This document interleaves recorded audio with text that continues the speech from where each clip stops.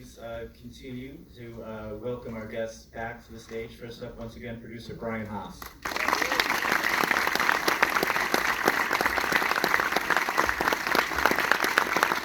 We're also going to be joined by screenwriter and executive producer Zach Baylin.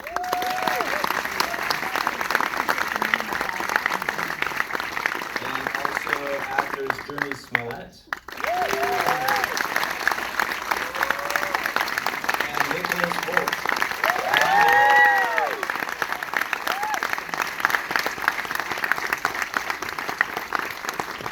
And moderating tonight's discussion is Deadline Senior Awards Editor Antonia Blyth.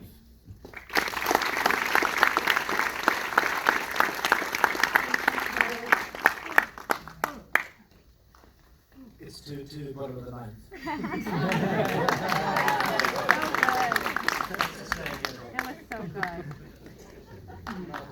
so good. So, BRYAN, could you maybe kick us off by talking about how you came to this story in the beginning? I believe that, well, I was speaking to Zach backstage, so I've cheated a little bit because he clued me into this, but you were interested in Timothy McVeigh to begin with. Is that right? Well, actually, originally, Zach and I started talking about the world of private militias, and we were interested in maybe something in TV in that space. And as we were doing more research, not working? Just more straight on. Hello? Yeah, there you go. There we go. Sorry. So we started doing more and more research into the world of private militias, and we did come across Timothy McVeigh, and we did come across, in research related to that, a mention of this group. And I think I referenced it before we started the movie when we introed it. We were kind of shocked we'd never heard about this story, and just kind of felt like it was, a very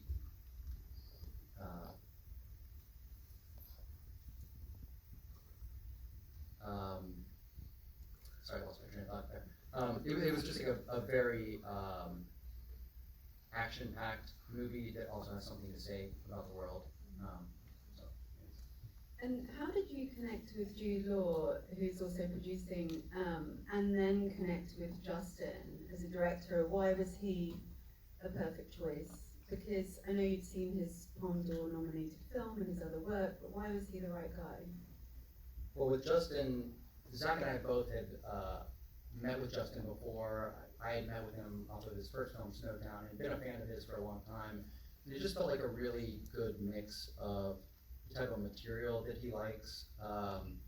He does a lot of true crime with, just some really character-driven storytelling. And when Zach and I met with him initially after he read the script, he responded right away, and it really felt like we were all on the same page. In terms of Jude, I think Zach had started talking to Jude about a TV series, and Jude had read the script and had been looking for something in this space, and he was really passionate about this story and wanting to play a role like this. And we were all fans of Jude's and just felt like it would be a really good combination. Zach, tell me about why this is, it's kind of a throwback 70s kind of a thriller. It's very story-led. It's a kind of film we don't get to see that much anymore, which to me is tragic because I just love this kind of film. Tell me why that appealed to you specifically. And I know you said that, these films are hard to get made. Can you speak to that a little bit? Yeah, can you hear me that works? I think from the beginning when BRYAN and I started talking about it, and then Jude and Ben Jackson, Jude's producer, and Justin, and sort of everyone here, I think that we all had this real affinity for those kind of, freakin' movies, City Lumet, and those films that were really kind of crackerjack, filmmaker-driven movies that still had a real purpose and were really trying to say something. Those films they're really rare now, and I think that they're budgetarily hard to make. But thankfully, Stuart and HC got involved and funded it, and But I think we really wanted to try and make a film that had a real cinema about it, but that had something important at the heart of it. And so I think when Bryan and I initially, I remember we were watching this documentary about Timothy McVeigh, and there was this very small clip in that documentary that talked about Bob Matthews and the Order, and that they had pulled off the biggest armored car heist in U.S. history at the time. And I remember Bryan and I talking to me like, this has those sort of elements that you need to tell a movie. It has these kind of, it had these big action set pieces that we felt like would be incredibly cinematic, that could sort of bolster the substance and the kind of the more ideologically important parts of the story. And so we hope that we could maybe like sort of hide the importance of the movie inside of this really entertaining package. And so that's something that we talked about from the beginning. I feel like this film is so much about connection and the lack thereof, and what happens to people when they're kind of adrift.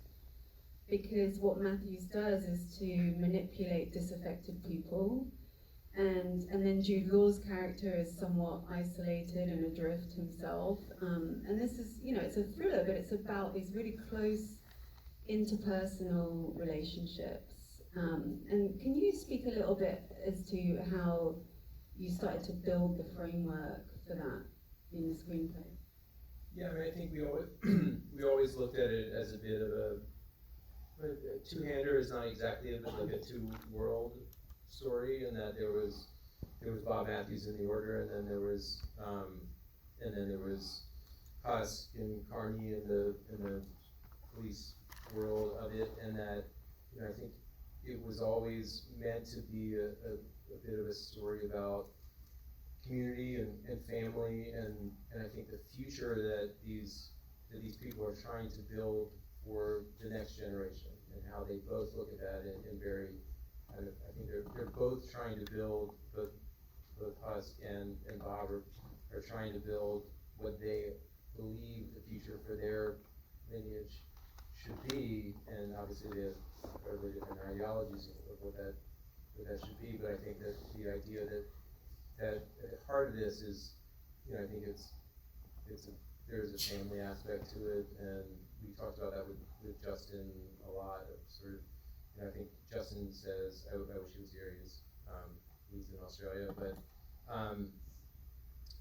that I think a lot of his films are about family and fractured family, and the need for connection and community, and sometimes how the absence of that can be incredibly toxic, and where you go to look for that connection can end up leading you into some really dark places. And I think that Bob presented this sense of connection to these fractured people with this terrible ideology, whereas Husk was someone who was, had lost the connection to his family in an effort to sort of build a future for them. And so I think we would constantly talk about how to sort of bring those sort of parallel stories together.